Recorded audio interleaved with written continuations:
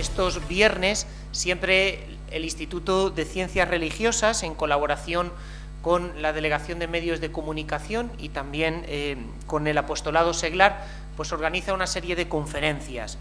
Y en esta ocasión pues viene con nosotros don José Rico Pavés, que es de sobra conocido. Nace el 9 de octubre del 1966 en Granada y realiza sus estudios eclesiásticos aquí en el Seminario Mayor de Toledo. Fue formado sacerdotalmente en el Seminario de Santa Leocadia, cursando también un curso de espiritualidad y otros de lenguas eclesiásticas, licenciado en Teología Dogmática y también doctor en Teología Patrística y en la Pontificia Universidad Gregoriana de Roma. También ha estado enseñando en la Universidad San Dámaso de Madrid durante muchos años, y además a él se debe pues el gran impulso al Instituto Teológico de Toledo, sobre todo pues en ese paso de ser estudio teológico a convertirnos en Instituto Teológico dependiente de San Dámaso, aparte de la docencia y de la formación sacerdotal. También ha sido profesor invitado en el Instituto León XIII de Doctrina Social de la Iglesia de Madrid y en la Facultad de Teología de la Universidad de Navarra. Fue párroco también de Nuestra Señora de la Purificación de Nambroca, sacerdote adscrito a Santo Tomé, también director del Secretariado para la Doctrina de la Fe y Ecumenismo y del Secretariado de la Comisión Episcopal para la Doctrina de la Fe. Y bueno, por ir resumiendo, porque el currículum es muy largo, pues fue nombrado obispo auxiliar de Getafe el 6 de julio del año 2012 y actualmente pues se encuentra en la diócesis de Jerez de la Frontera. Cada vez que viene aquí, viene a su propia casa y nos unimos pues también a toda la gente que estáis aquí presentes y sobre todo a los que se están uniendo también a través de los medios de comunicación de Radio Televisión Diocesana y del canal de YouTube del Instituto Teológico. Y don Francisco también, por supuesto, que está aquí con nosotros, tiene la palabra. Pues solamente agradecer a don José Rico Pavés, que somos también amigos, porque coincidimos también en Roma, estuvimos ahí un par de años, y agradezco muchísimo pues eso, todo lo que siempre hace por la Iglesia. Además hay algo que creo que le hace muy actual su presencia aquí, y es que ha sacado hace poquito un catecismo de adultos con todo el planteamiento un poco desde la Conferencia Episcopal, que creo que da muchísimas luces a una serie de temas y de dificultades que él, como un buen teólogo y como sobre todo también un buen pastor, pues nos ayuda a todos a vivir en eso que él ofrece continuamente. Yo creo que José Rico Pavés, aparte de ser un gran obispo, es uno de los mejores teólogos que tenemos actualmente en España, ¿no? Así que sencillamente pues no digo más que agradecer, que muchísimas gracias por tu presencia, y gracias, aquí tienes a tu casa, como decimos, ¿no? No hace falta casi decirlo, ¿no? Sabes que aquí se te quiere y se te quiere mucho además, y que estamos encantados de estar contigo. Pues muchísimas gracias. Con esta presentación casi ya daría yo por terminada esta intervención, pero hay que hablar del primer anuncio y hay que hacerlo, pues entiendo, dado el momento eclesial que estamos viviendo. Agradezco pues que se me invite a presentar este tema. El motivo, entiendo, pues quiere responder a indicaciones que nos vienen desde la Conferencia Episcopal. La Comisión de Apostolado Seglar pues va a dedicar los 2 próximos años, incluyendo ya el actual, pues a poner el acento en la realidad que ahora voy a exponer. La comisión a la que pertenezco dentro de la Conferencia Episcopal, que es la de Evangelización, Catequesis y Catecumenado, pues también quiere insistir en una realidad que ya es conocida, pero que ahora queremos abordar de una manera renovada. Es decir, nos encontramos en un tema que quiere responder a la llamada de los últimos papas. Desde San Juan Pablo II, sabemos, se nos invita a impulsar una nueva evangelización. En el lenguaje del Papa Francisco prefiere hablar de nueva etapa evangelizadora, y ahí nos encontramos pues con la realidad que enseguida se va a desarrollar. ¿Cómo lo voy a plantear? Pues primero una pequeña clarificación terminológica, insistiendo en un punto que ya aparece subrayado ahí en la presentación, y hecha esa clarificación, pues un poco voy a acercarme desde 3 perspectivas a la realidad del primer anuncio. Cuando hablamos de anuncio, estamos queriendo traducir en el lenguaje ordinario una palabra griega que tiene una fuerza extraordinaria en la primerísima predicación evangélica, que es la palabra kerigma. Kerigma traducimos por anuncio. Kerigma, literalmente, podríamos traducirla como anuncio, proclamación, buena noticia que se transmite, pero vamos mucho más allá. La palabra kerigma acaba significando no solo la acción de proclamar, sino el contenido mismo de la proclamación y el modo en el que este contenido se transmite, hasta el punto que concentra lo que está en el origen del cumplimiento del mandato del Señor. La conclusión de los evangelios de San Mateo y San Marcos recogen el envío misionero: id al mundo entero, anunciad el evangelio. Este anunciad el evangelio lo expresamos con esta palabra. Cuando queremos analizar, sin entrar en consideraciones muy técnicas, cómo se han ido formando los evangelios, pues nos encontramos que en el origen hay una predicación que en su núcleo tiene pues la proclamación del misterio pascual. Aquel a quien vosotros matasteis, Dios lo ha resucitado, y de esto somos testigos. Si repasamos los primeros anuncios evangelizadores que vemos transmitidos en el libro de los Hechos de los Apóstoles, nos encontramos con un núcleo. Ese núcleo es el misterio de la pasión, muerte y resurrección del Señor. En torno a este núcleo ha ido luego desarrollándose el testimonio sobre lo hecho y dicho por parte de Jesús de Nazaret. Y eso mismo en un momento se plasma y se pone por escrito. Cuando hablamos entonces del anuncio, estamos hablando del núcleo de la predicación apostólica, por tanto, del centro de aquello que lleva a cumplimiento el mandato misionero del Señor. Importante, cuando hablamos de primer anuncio, enseguida me voy a detener un poco en esto. Es fácil, pues si ya estamos haciendo algunas lecturas o escuchando diferentes intervenciones, que nos vengan a la mente métodos de primer anuncio o propuestas de grupos de nueva evangelización que desarrollan esta realidad. No voy a hablar de esto ahora, entiendo que en la programación que se ha hecho eso irá más adelante. Ahora quiero subrayar que cuando estamos hablando de primer anuncio, no estamos hablando de una estrategia de comunicación. La tarea evangelizadora que Cristo nos confía no consiste en desarrollar tácticas para conseguir captar a otros.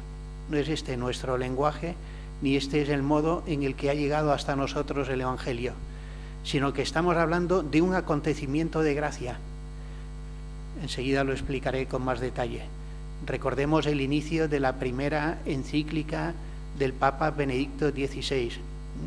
No se llega a ser cristiano por un discurso, por una reflexión, sino por un acontecimiento, el encuentro con una persona que cambia la vida.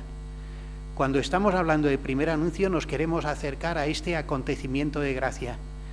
Si es un acontecimiento que nosotros no provocamos, es decir, no es el fruto de nuestro modo de proceder,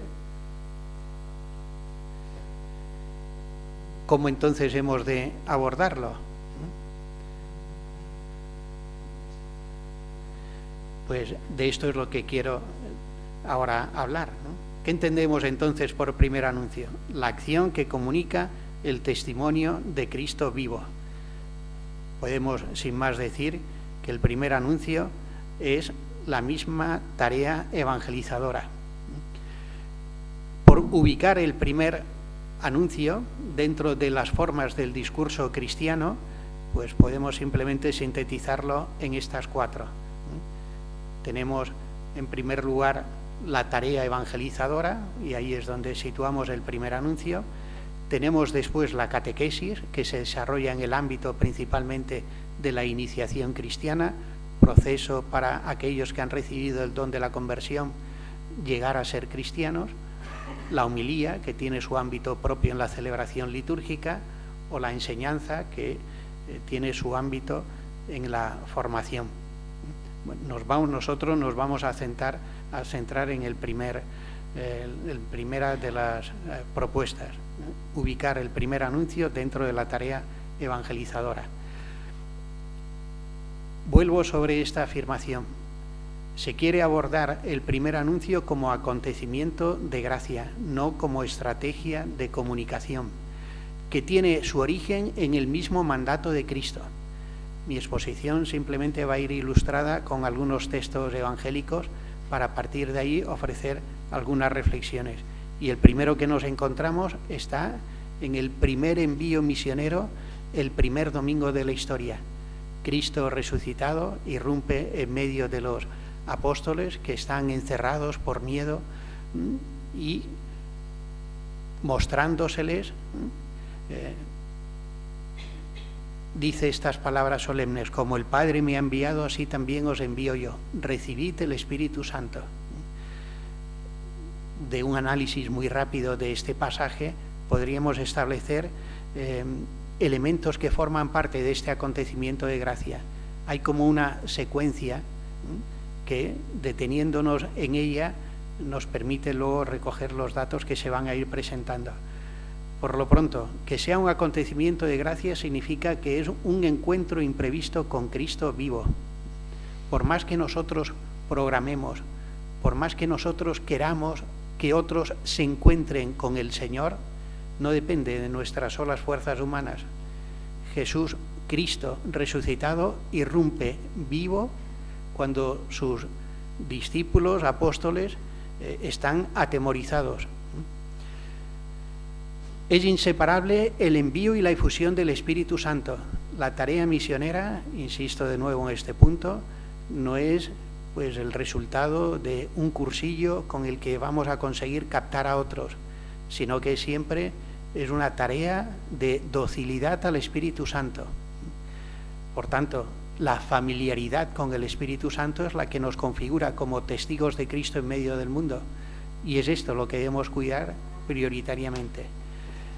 Y también inseparable nos aparecerá ya en el envío misionero, en el texto seleccionado, nos encontramos también la referencia al perdón de los pecados. Es decir, no hay encuentro con Cristo sin verdadera conversión. Y también esto nos va a aparecer. Este envío misionero es para la salvación del mundo. Recordemos el razonamiento de San Pablo en la carta a los romanos. Pues todo el que invoque el nombre del Señor se salvará. Ahora bien, ¿cómo invocarán a aquel en quien no han creído? ¿Cómo creerán en aquel de quien no han oído hablar? ¿Cómo oirán hablar de él si nadie que anuncie? ¿Y cómo anunciarán si no los envían? El envío para el anuncio para el encuentro para la confesión que nos abre a la salvación. Cuando hablamos de primer anuncio, estamos queriendo desarrollar una realidad más amplia, que tiene su origen, pues, incluso en el designio salvífico de la Trinidad Santa. Como el Padre me ha enviado, así también os envío yo. Sin la conciencia de sabernos enviados por el Señor, sin la seguridad de que es el Espíritu Santo el que sostiene la tarea evangelizadora, nada de cuanto hagamos tendrá sentido. Todavía, en el punto de partida, nos viene bien este texto de Evangelii Gaudium del Papa Francisco, donde de manera sintética recoge la importancia de este tema para el momento presente y nos dice: hemos redescubierto que también en la catequesis tiene un rol fundamental el primer anuncio o querigma, que debe ocupar el centro de la actividad evangelizadora y de todo intento de renovación eclesial.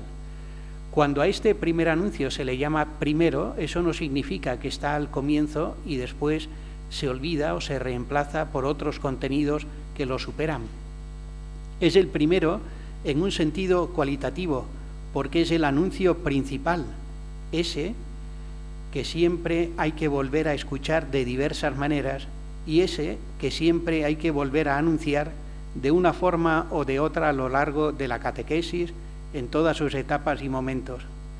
No hay que pensar que en la catequesis el querigma es abandonado en pos de una formación supuestamente más sólida. Nada hay más sólido, más profundo, más seguro, más denso y más sabio que ese anuncio. Toda formación cristiana es ante todo la profundización del querigma que se va haciendo carne cada vez más y mejor, que nunca deja de iluminar la tarea catequística y que permite comprender adecuadamente el sentido de cualquier tema que se desarrolle en la catequesis. Es el anuncio que responde al anhelo de infinito que hay en todo corazón humano. Pues, teniendo en cuenta estas consideraciones previas, vamos al título de esta intervención. El primer anuncio como prioridad pastoral. Pues mi objetivo será explicar por qué es una prioridad pastoral, es decir, por qué a la hora de programar en las parroquias, en la formación de los futuros sacerdotes, en la transmisión de la fe, en el cuidado de las familias, el primer anuncio es prioritario.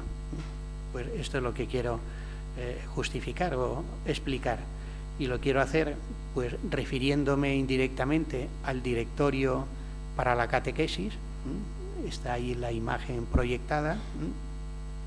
El directorio para la catequesis se publica en marzo del 2020, cuando en Europa salta la pandemia, y quizás por esto, de los 3 directorios publicados después del Concilio Vaticano II, este es el que todavía ha tenido menos eco.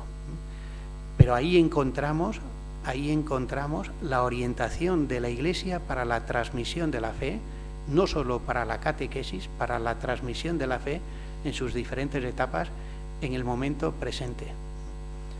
Pues teniendo de fondo las indicaciones que encontramos en el directorio, mi propuesta es acercarnos a este acontecimiento de gracia que llamamos primer anuncio desde 3 perspectivas.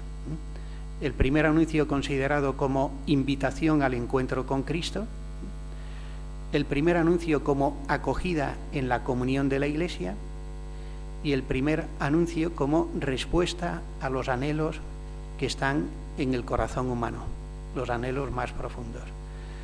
Subrayo estas 3 palabras claves para entrar en la realidad del primer anuncio: encuentro, comunión y anhelos. Pues vamos con el primero. El primer anuncio como invitación al encuentro con Cristo. Se trata, a partir de algunos pasajes, sin más bíblicos, de desarrollar estos 4 momentos. En la tarea de llevar a todos la alegría del Evangelio, nos encontramos con la importancia del acompañamiento, del testimonio, de disponer las cosas de tal manera que la irrupción de la gracia sea siempre lo prioritario, y luego, siempre fundamental, la llamada a la conversión. Vamos con la primera de las dimensiones, siempre dentro de la categoría encuentro con Cristo. Texto de referencia.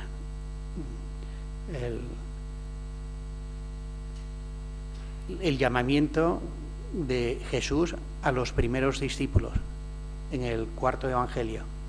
San Juan refiere: al día siguiente estaba Juan con 2 de sus discípulos y fijándose en Jesús que pasaba, dice Juan Bautista: este es el Cordero de Dios.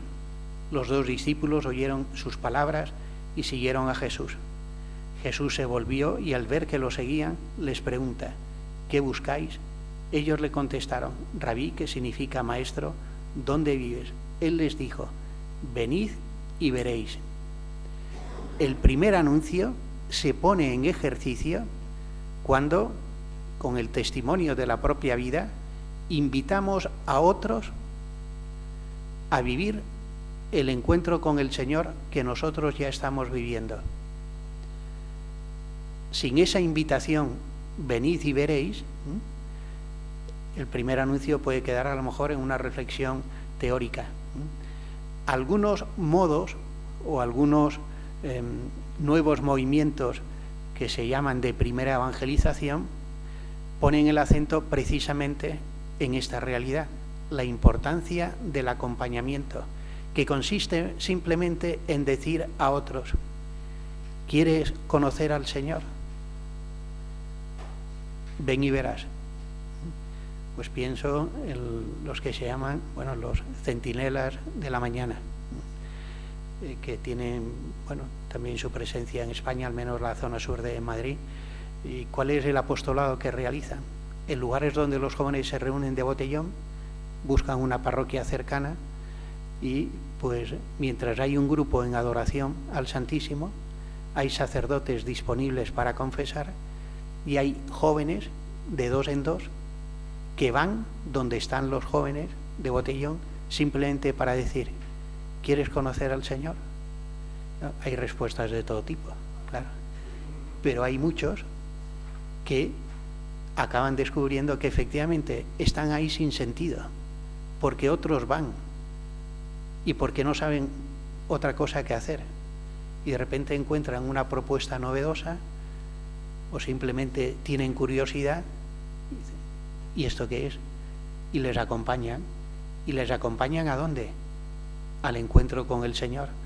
Y entran de repente en un espacio donde hay gente rezando, está el Santísimo expuesto, quizás ni siquiera saben lo que es, y encuentran sacerdotes confesando. Bueno, pues una manera sencilla, pues, que de aplicar este acompañamiento. Otros métodos, digo, se pueden dar. Si es acontecimiento de gracia, podemos acompañar, pero no dominar. De lo que se trata es de poner en ejercicio: venid y veréis. Un pequeño paréntesis. Para toda esta reflexión, o para profundizar en esto, es de primera necesidad que nos vayamos familiarizando, si no lo hemos hecho todavía, con el ritual de la iniciación cristiana de adultos, lo que conocemos por sus siglas, el RICA. Después del misal aprobado por Pablo VI, y lo digo y puede parecer una exageración, considero que este es el libro litúrgico más importante posterior al Concilio Vaticano II, el ritual de la iniciación cristiana de adultos, que cumple una petición del Concilio Vaticano II. Sacrosanctum Concilio número 65 pide que se restaure el catecumenado de adultos por etapas. Se recogía una petición de misioneros que se encuentran en lugares donde por primera vez se anuncia el Evangelio, siendo dominante la situación de cristiandad en la que, pues, una presencia confesante a nivel institucional, civil, va acompañada de una presencia también evangelizadora. Y por esto se crea una ciudad donde la estructura y luego las leyes ayudan a la transmisión de la fe. Y ese esquema ha servido, por ejemplo, pues para la evangelización del Nuevo Mundo. Nos encontramos en un contexto mucho más plural en cuanto a los ambientes secularizados o de pluralismo religioso, y hoy la Iglesia mira a la primera evangelización, la que llevaron a cabo los apóstoles y sus sucesores, y se recupera el camino que la Iglesia entonces fue formando para acompañar a aquellos que, recibiendo el don de la conversión, llaman a las puertas de la Iglesia y llegan a ser cristianos. Ese itinerario, que es a la vez catequético, celebrativo, sacramental, es lo que llamamos iniciación cristiana. El Concilio Vaticano II pidió la restauración del catecumenado de adultos, no la invención de un catecumenado o unas etapas nuevas, sino lo que ya pertenece a nuestro patrimonio en un contexto evangelizador que tiene muchos puntos de semejanza con la evangelización en la antigüedad, se pide contar con este libro litúrgico. ¿Por qué hago referencia a esto en este punto? Porque la estructura que nos ofrece el ritual de la iniciación cristiana establece 4 etapas. Lo que llamamos un precatecumenado tiene como objetivo verificar la autenticidad de la conversión, si la motivación por la que uno pide el bautismo es auténtica, y eso pues se verifica con encuentros, invitaciones, reflexión, leer juntos la palabra de Dios, momentos iniciales también de oración, y según pues se va progresando en ese precatecumenado de tiempo indeterminado, si se ve que efectivamente hay sinceridad, se entra propiamente en el catecumenado, y la entrada se hace de una manera solemne. Aquí, donde ya está establecido en esta diócesis el catecumenado, pues tanto para los infantes, es decir, aquellos niños que en edad catequética no han recibido el bautismo al nacer y sin embargo acuden a la catequesis, si no me equivoco, y también los adultos lo celebran en la catedral. Pues en el rito de entrada en el catecumenado, que es una celebración de una fuerza expresiva muy grande, después de unos ritos previos que se tienen fuera del templo, se abren solemnemente las puertas de la iglesia y los que son admitidos al catecumenado entran acompañados de sus padrinos, si los hay también de los familiares, se sientan por primera vez con la comunidad cristiana a escuchar la palabra de Dios. Y el evangelio que propone el ritual es este: venid y lo veréis. El catecumenado es un periodo para empezar a tratar con el Señor donde Él habita. La conciencia de que el Señor se nos regala en su palabra, que ya empiezan a escuchar con los que ya son cristianos, se nos regala en el encuentro de la oración, se nos regala transformándonos en los sacramentos para los que se han de preparar. Hemos vuelto a quedar ahora, sí. Bueno, de ahí pues la importancia de esta invitación: venid y veréis. Fueron y vieron y se quedaron con Él. En esta expresión está resumido todo lo que debe ser un catecumenado.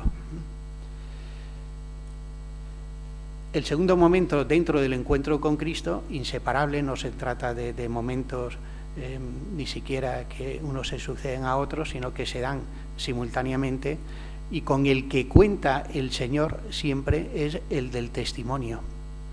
Y lo vamos a abordar a partir de la primera carta de San Juan en 2 etapas. Una primera, las primeras palabras que encontramos en este pasaje: lo que existía desde el principio, lo que hemos oído, lo que hemos visto con nuestros propios ojos, lo que contemplamos y palparon nuestras manos acerca del verbo de la vida, pues la vida se hizo visible y nosotros hemos visto, damos testimonio y os anunciamos la vida eterna que estaba junto al Padre y se nos manifestó.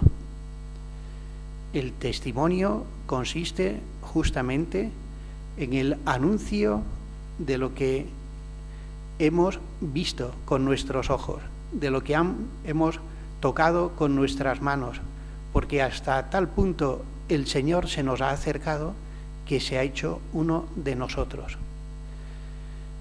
Esto es sencillamente el testimonio cristiano. Pues antes que palabras es vivir de tal manera que otros lleguen a comprobar que efectivamente la cercanía del Señor es tal que podemos escuchar su palabra en la voz de los que en su nombre lo anuncian. Podemos percibir su tacto en la cercanía de aquellos con los que Cristo se identifica, especialmente los que sufren. El testimonio cristiano, de nuevo, no es una estrategia, sino que es una forma de vida que se presenta como transparencia del Señor. La segunda dimensión del testimonio nos va a aparecer a propósito de la realidad de la Iglesia, que es la segunda parte de este texto. Todavía dentro del encuentro con Cristo, si es acontecimiento de gracia, hemos de ser conscientes de que esto no es del todo programable. Por más que nosotros queramos calcular, por más que nosotros tengamos iniciativas, cuando hablamos con aquellos, esto es más fácil evidentemente en el caso de los adultos, con aquellos que llaman a las puertas de la Iglesia, nos encontramos que ese primer encuentro con el Señor ha sucedido fuera de lo que nosotros habíamos previsto. Y así hemos de actuar en la Iglesia, sabiéndonos portadores de una realidad que nos supera y de la que somos siervos, no dueños.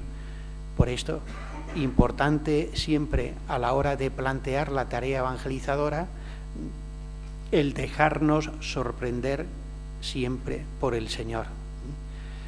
Y como ejemplo nos puede venir bien pues la conversión de San Pablo. Mientras caminaba, cuando ya estaba cerca de Damasco, de repente una luz celestial lo envolvió con su resplandor. Ese de repente se ha repetido a lo largo de los siglos de muchísimas maneras. Y se va a seguir repitiendo así, porque Él va por delante. El Señor siempre va por delante. Y la tarea del evangelizador se aborda con confianza, sabiendo que no depende de nosotros. El que nos envía prepara las cosas para que, incluso contando con nuestras limitaciones y pobreza, irrumpa su gracia.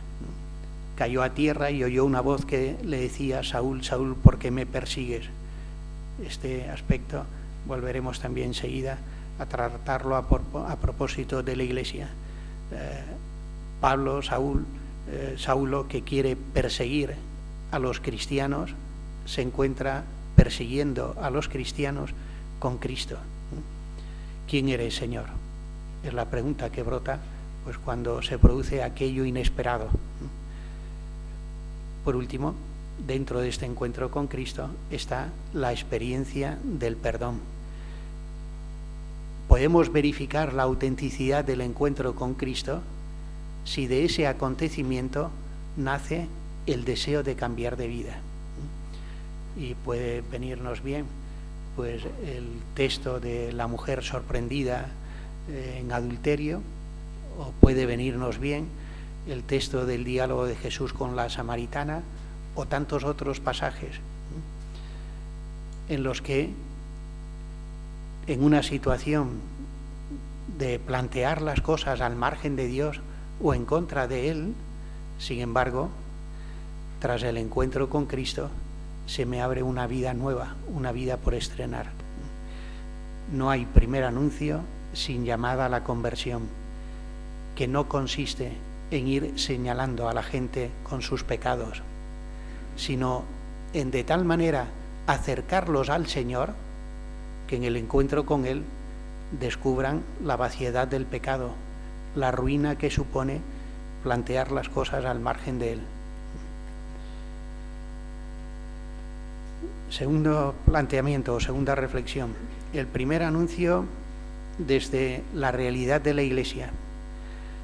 Es decir, primer anuncio como participación en la comunión de la Iglesia. Y ahí pues se pueden desarrollar hasta estos aspectos, que vendrán también ilustrados con otros pasajes. La Iglesia como primera experiencia de la Trinidad. La Iglesia que se muestra como madre. La Iglesia que se nos presenta con muchos rostros. Y la Iglesia como esposa que es movida por el Espíritu Santo. Vamos a verlo. Primero, la Iglesia como primera experiencia de la comunión trinitaria. Viene ahora la segunda parte del testimonio. San Juan, en su primera carta, no solo refiere el testimonio como comunicar lo que él ha visto, transmitir lo que él ha oído, lo que ha tocado con sus manos, sino que enseguida añade: eso que hemos visto y oído os lo anunciamos para que estéis en comunión con nosotros. Y nuestra comunión es con el Padre y con su Hijo Jesucristo. El anuncio del Evangelio se verifica conforme al querer del Señor si nos lleva al deseo de entrar en la comunión que Él nos regala en su Iglesia. Por eso es inseparable el anuncio de Cristo de el mostrar el rostro de la Iglesia. Las separaciones ficticias, pues que algunos también ha llevado a veces a distanciarse de la Iglesia con eslogans antiguos, ¿no? Cristo sí, Iglesia no, pues podrán servir para una manifestación, pero desde luego no para evangelizar. O sea, no hay encuentro con Cristo verdadero si no es en la comunión de la Iglesia que Él nos ha regalado. Y no hay anuncio, como vemos ya en la primera carta de San Juan, no hay testimonio auténtico que no sea invitación a disfrutar la comunión, que es comunión con el Padre y con su Hijo Jesucristo. Esto lo anunciamos para que estéis en comunión con nosotros, y nuestra comunión es con el Padre y con su Hijo Jesucristo. Vuelvo al rito de entrada en el catecumenado. Hace unos años, en la diócesis de Getafe, pues una mujer que había iniciado el catecumenado, cuando llegó el momento de la celebración del rito de entrada, en los ritos previos, fuera de la catedral, en la plaza que hay en la catedral de Getafe, que era iglesia de la archidiócesis de Toledo, la iglesia de la Magdalena, fue antes de fuera erigida como catedral y como diócesis, pues los ritos incluyen un diálogo. Lo que en el bautismo de niños se concentra en las 3 preguntas a padres y padrinos, pues ahí se desarrolla. Hay un diálogo que pedir a la Iglesia, hay oraciones para luchar contra el maligno, exorcismos menores pero verdaderos exorcismos, hay signaciones, la señal de la cruz que se va realizando.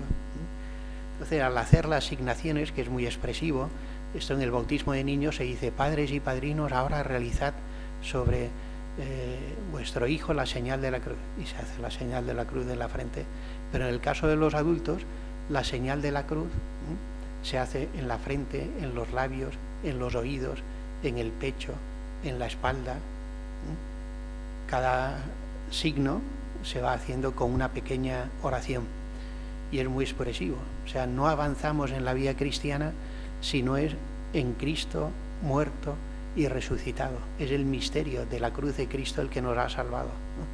Pues cuando sigue haciendo la asignación, vemos que esta mujer pues empieza a llorar fuertemente, y que no se contenía.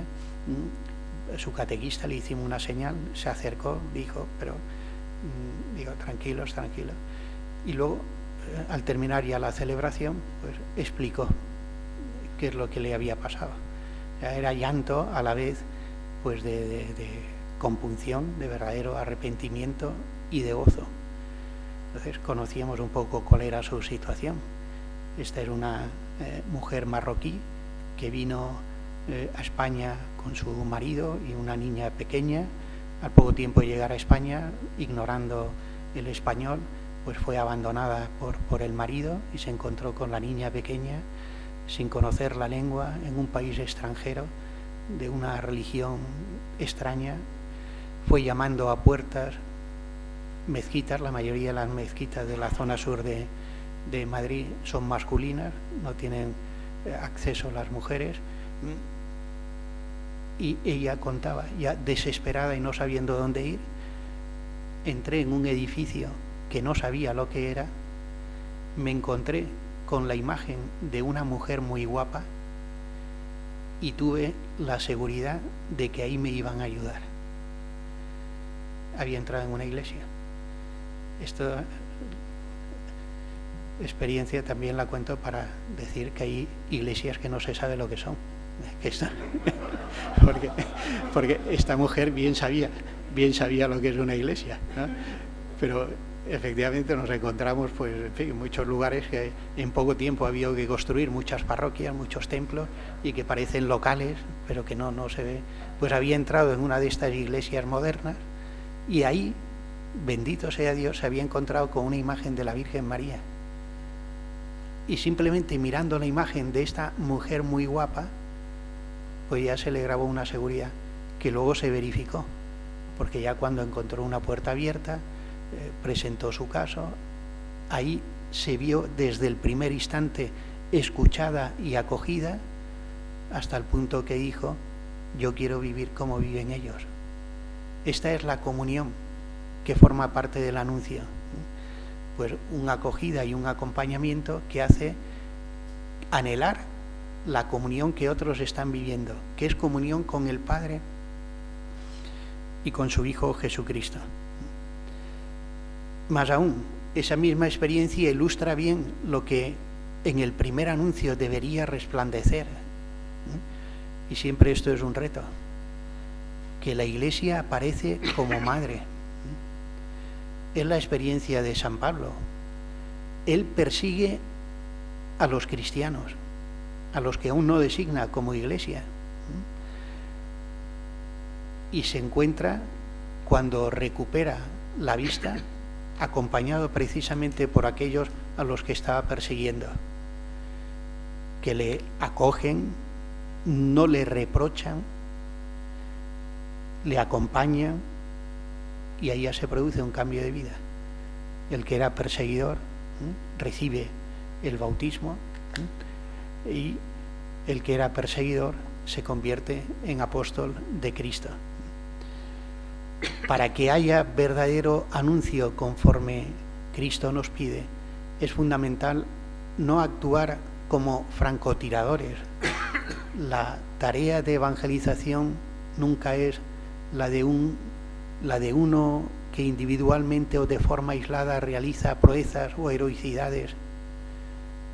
Y ciertamente tenemos evangelizadores que han sido singulares, pero si su acción evangelizadora ha llegado al corazón de la gente, es porque ellos se saben enviados y formando parte de la Iglesia. Por tanto, en ellos no solo han visto a una persona única a la que siguen, sino que se han encontrado con Cristo en su Iglesia. Fundamental. El primer anuncio solo será posible si cuidamos el rostro de la Iglesia como madre. No hay actividad en la que la Iglesia se muestre más madre que en el proceso catecumenal. Si no se tiene una experiencia de Iglesia madre durante la infancia, en la catequesis, si uno fue bautizado al nacer, o en el proceso de catecumenado si uno es adulto, difícilmente esa experiencia se conseguirá. Y experiencia de madre significa experiencia de acoger, experiencia paciente, de acompañar a cada uno según lo que cada uno necesita.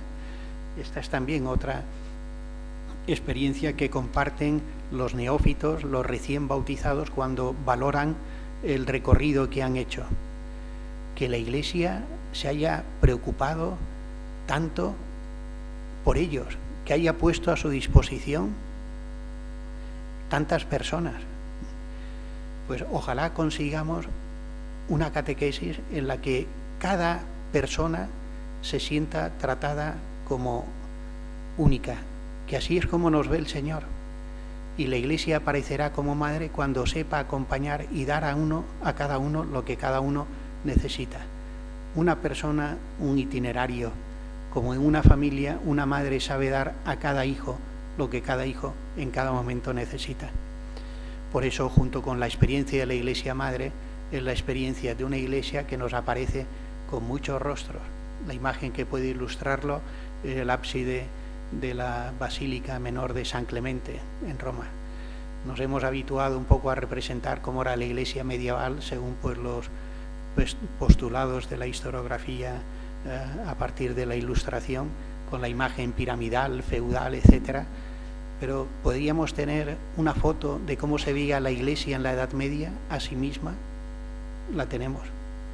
en este ábside del siglo XIII, la Iglesia, o sea, la sociedad que nace de la palabra acogida de Cristo, de los sacramentos, que configura la vida de la sociedad, es un árbol de vida que brota de la cruz de Cristo y de donde emanan pues las diferentes ramas. Si nos acercáramos a la imagen y veríamos los diferentes oficios, tareas, vocaciones dentro de la Iglesia, en este ábside, y están las familias, los labriegos, los agricultores, las personas consagradas, los sacerdotes, formando parte de esta misma Iglesia.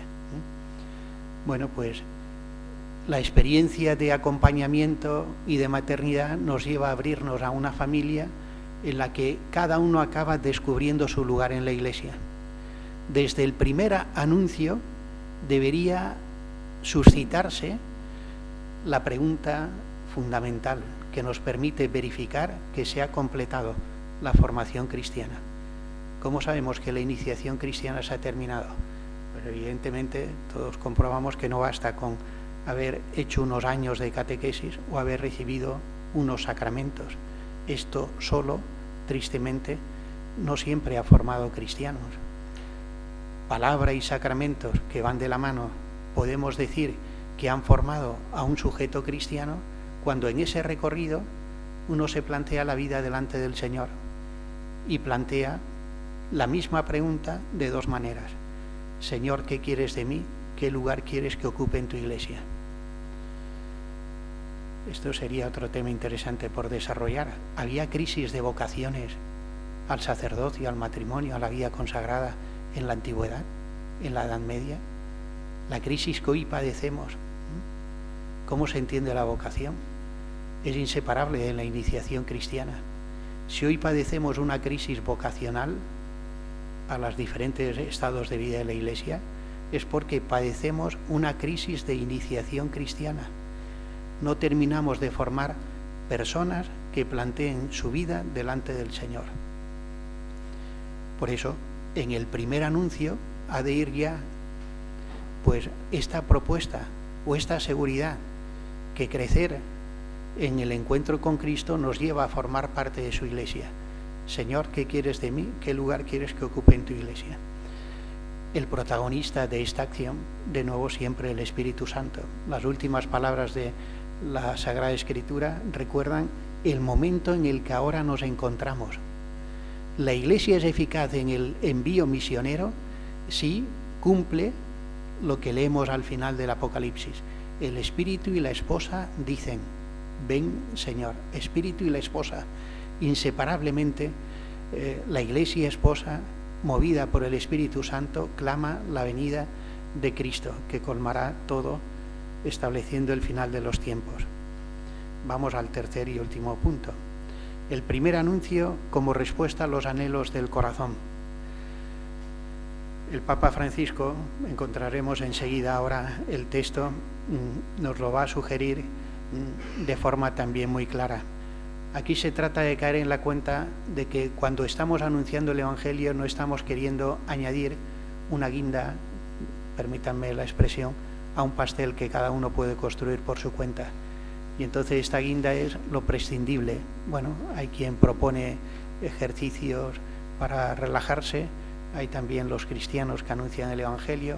No, hemos de ser conscientes de que lo que Cristo ha puesto en nuestras manos es lo único capaz de colmar los anhelos del corazón humano.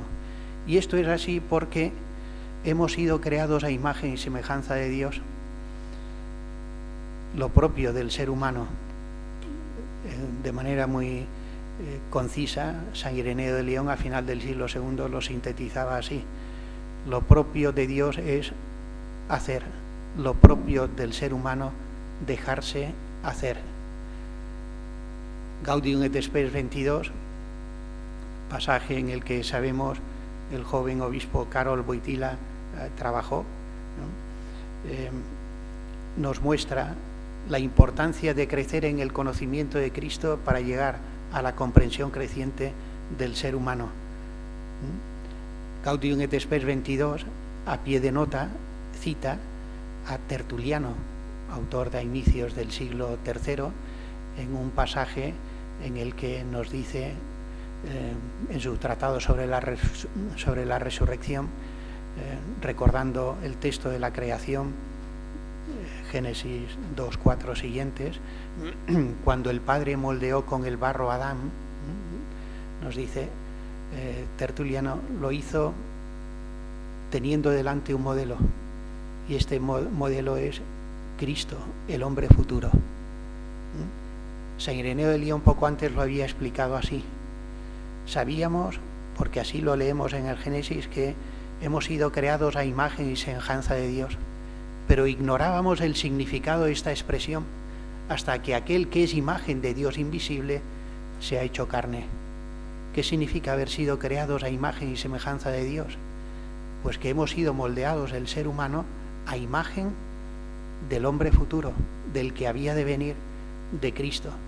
Por eso, creciendo en el conocimiento de Cristo, vamos respondiendo a las inquietudes propias de la condición humana.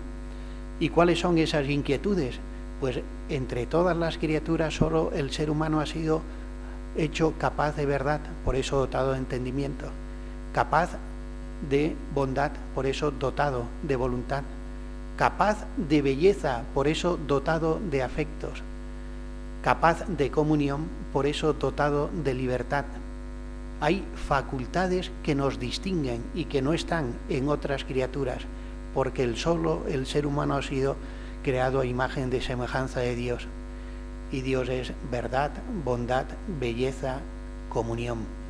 Hemos sido creados capaces de Dios. Cuando estamos anunciando el Evangelio, estamos saciando la sed que está escondida en el corazón humano. Por esto nos recuerda el Papa Francisco en Evangelii Gaudium: a veces perdemos el entusiasmo por la misión al olvidar que el Evangelio responde a las necesidades más profundas de las personas, porque todos hemos sido creados para lo que el Evangelio nos propone: la amistad con Jesús y el amor fraterno. Por eso no hacemos violencia cuando llevamos el Evangelio a todos, incluso a aquellos que nos rechazan, porque ellos, aunque no lo reconozcan o no lo acepten de momento, también tienen anhelos que solo en Cristo colmarán. Por eso, aunque seamos rechazados, nos sabemos con la responsabilidad de llevar a todos lo que Cristo nos ha confiado. ¿Cuáles serían entonces, a partir de estos anhelos, los caminos del primer anuncio? Pues respondiendo a estas inquietudes del corazón humano, inquietudes que tienen que ver con el deseo de verdad, bondad, belleza, comunión, nos encontramos que transitar los caminos que nos llevan a colmar estos anhelos se convierten efectivamente en lugares donde comprobamos cómo el Señor irrumpe con su gracia. La palabra, como la palabra de Dios, como manera de colmar el anhelo de verdad. Lo mismo el ejercicio de la caridad como camino y medio de la evangelización. Dios, belleza que llama, expresión de un autor de la antigüedad cristiana haciendo un juego de palabras al analizar el nombre belleza aplicado a Dios. Dionisio el Areopagita nos dice en sus obras sobre los nombres divinos, haciendo, un juego de palabras con términos griegos que luego al traducirlos pues desaparecen, el juego de palabras entre kalos, bello, y kalein, llamar. Nos viene a decir, Dios es belleza que llama, nos atrae Dios a partir de las bellezas que deja impresa en sus criaturas. El camino de la belleza como camino hasta Dios es algo que debemos seguir cultivando, y es algo que se ha plasmado pues en expresiones artísticas que tienen en su origen las vivencias de la fe, o la comunión regalada como ejercicio que libera nuestra libertad. A modo de conclusión, el primer anuncio en la misión evangelizadora implica percibir, por lo pronto, cómo la Iglesia, en cuanto comunión, es sujeto del primer anuncio. La Iglesia en su conjunto, la Iglesia en cuanto tal. Que la vida del cristiano también ha de entenderse como primer anuncio, como testimonio. En el primer encuentro que el Papa Francisco tuvo con los catequistas, que se suele repetir en el mes de septiembre al inicio de cada curso, el Papa recordó esa expresión pues, que se encuentra entre las florecillas de San Francisco de Asís. Pues, anunciad el Evangelio por todos los medios e incluso, hasta si es necesario, utilizando la palabra. La primera forma y la más eficaz del anuncio evangélico, el primer anuncio, es siempre el testimonio. La palabra del cristiano en sus diferentes momentos, palabra como ejercicio de confesión de la fe, como expresión de un compromiso, como participación en la belleza divina, celebración, como comunión. ¿Por qué el primer anuncio es entonces prioridad pastoral? La Iglesia existe para evangelizar y no hay evangelización sin primer anuncio. La misión de la Iglesia es hacer presente a Cristo Salvador. Es este encuentro el que estamos llamados a comunicar, a custodiar, a promover.